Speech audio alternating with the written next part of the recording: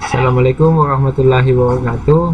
Nama saya M. Akbar Tanjung, NIM 180250501037, jurusan Sistem Informasi, Fakultas Ilmu Komputer, mata kuliah Perancangan Sistem Informasi. Dosen pengampu Muhammad Agus Eskom Mkom. Sini saya akan memaparkan materi tentang konsep dasar sistem dan informasi. Pengertian sistem. Sistem yaitu jaringan kerja dari prosedur-prosedur yang saling berkaitan atau berhubungan dan bersama-sama dalam melakukan suatu pekerjaan untuk menyelesaikan suatu permasalahan. Sistem yang baik harus mempunyai tujuan dan memiliki sasaran yang tepat. Dikarenakan sistem ini mendefinisikan tentang input dan juga output yang akan dihasilkan. Selanjutnya, konsep dasar sistem. Sistem juga merupakan elemen-elemen yang saling berkaitan dan bekerja sama untuk melakukan suatu proses input dan akan menghasilkan proses output atau keluaran. Selanjutnya, elemen sistem. Elemen sistem di sini yang dimaksud di sini yaitu meliputi tujuan sistem, batasan sistem, kontrol, input, proses, output, dan juga umpan balik dari sistem tersebut. Adapun contoh sistem dalam elemen sistem dalam suatu perusahaan. Yang pertama, tujuan sistem. Tujuan sistem yang digunakan dalam perusahaan ini adalah untuk membantu melaksanakan tugas dari suatu pegawai, di mana contohnya adalah membuat suatu laporan atau menampilkan suatu gaji pegawai, gaji para karyawan perusahaan. Selanjutnya, batasan sistem. Batasan sistem yang dimaksud di sini yaitu kapasitas dan juga kemampuan yang dimiliki sistem dari perangkat komputer dan juga manusia. Misalkan dalam hal tenaga manusia dan juga kemampuan dari suatu komputer atau kapasitas dari suatu komputer tersebut. Selanjutnya, kontrol.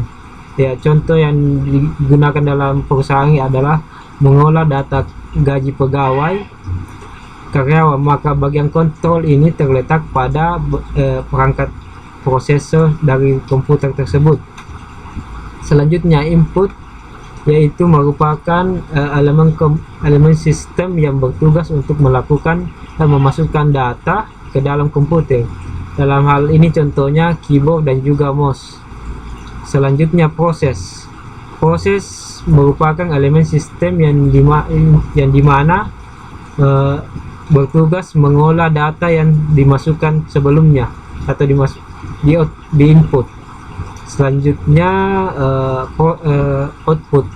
Output adalah elemen sistem yang bertugas menampilkan atau mengeluarkan hasil dari input yang sebelumnya dimasukkan. Selanjutnya, umpan balik. Umpan balik dalam sistem komputer ini merupakan elemen sistem yang bertugas untuk mengevaluasi atau melihat kembali apakah sistem tersebut berjalan sesuai dengan yang diinginkan atau berjalan dengan baik. Selanjutnya, klasifikasi sistem. Dari beberapa sudut pandang, sistem diklasifikasikan beberapa bagian, yaitu sistem abstrak dan sistem fisik. Sistem abstrak yaitu sistem yang tidak dapat dilihat secara mata biasa atau kasat mata.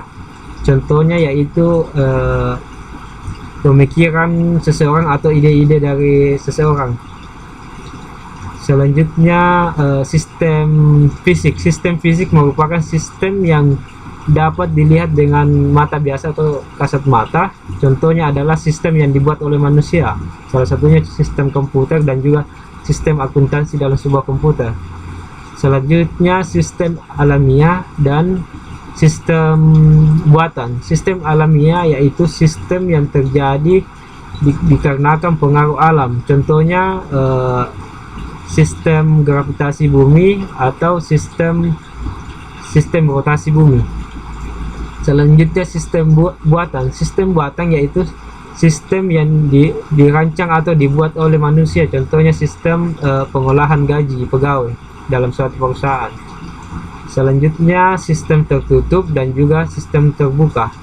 Sistem tertutup merupakan sistem yang tidak berhubungan dengan bagian luar sistem, sedangkan sistem terbuka adalah sistem yang berhubungan dengan bagian luar sistem. Selanjutnya analisis sistem.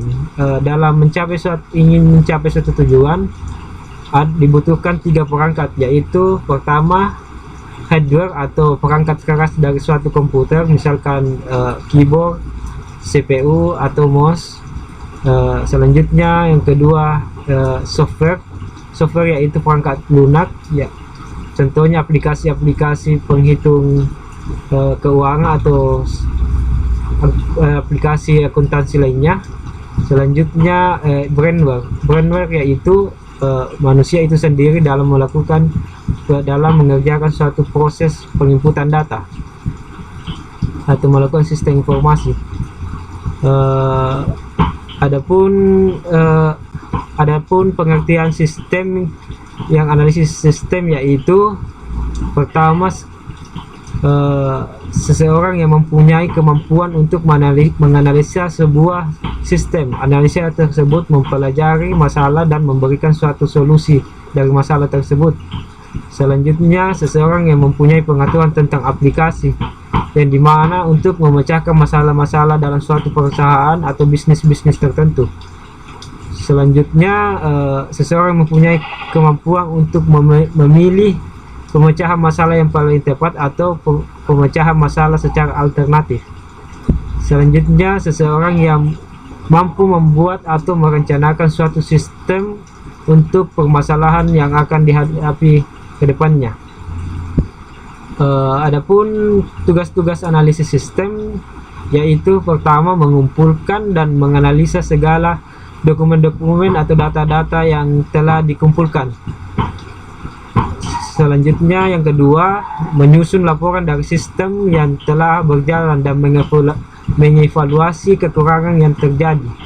Selanjutnya ketiga, merancang perbaikan sistem tersebut pada pemakai sistem dan menyusun sistem baru. Selanjutnya menganalisa dan menyusun perkiraan untuk sistem baru agar memberikan keuntungan kepada suatu perusahaan atau instansi yang lain. Selanjutnya yang terakhir, mengawasi segala kegiatan yang terutama berkaitan dengan penerapan sistem yang baru. Baik, itulah hasil pemaparan dari materi saya. Lebih dan kurangnya mohon dimaafkan. Assalamualaikum warahmatullahi wabarakatuh.